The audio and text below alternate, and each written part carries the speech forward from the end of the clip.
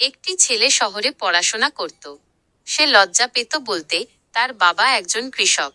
একদিন সে গ্রামে এলো, দেখল বাবা রোদে পুড়ে মাঠে কাজ করছেন। বাবার হাত ছিল ফাটা, কিন্তু মুখে ছিল হাসি। ছেলেটি চুপচাপ বাবার হাত ধরল। তার চোখে পানি চলে এলো। যে হাত মাটি চাষ করে, সেই হাতই আমাদের ভবিষ্যৎ গড়ে।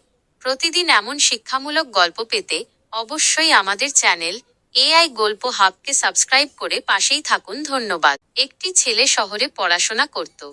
সে লজ্জা পেত বলতে, তার বাবা একজন কৃষক। একদিন সে গ্রামে এলো, দেখল বাবা রোদে পুড়ে মাঠে কাজ করছেন। বাবার হাত ছিল ফাটা, কিন্তু মুখে ছিল হাসি। ছেলেটি চুপচাপ বাবার হাত ধরল। তার চোখে পানি চলে এলো। যে হাত মাটি চাষ করে, সেই হাতই আমাদের ভবিষ্যৎ গড়ে। প্রতিদিন এমন শিক্ষামূলক গল্প পেতে অবশ্যই আমাদের চ্যানেল এআই গল্প হাবকে সাবস্ক্রাইব করে পাশেই থাকুন। ধন্যবাদ।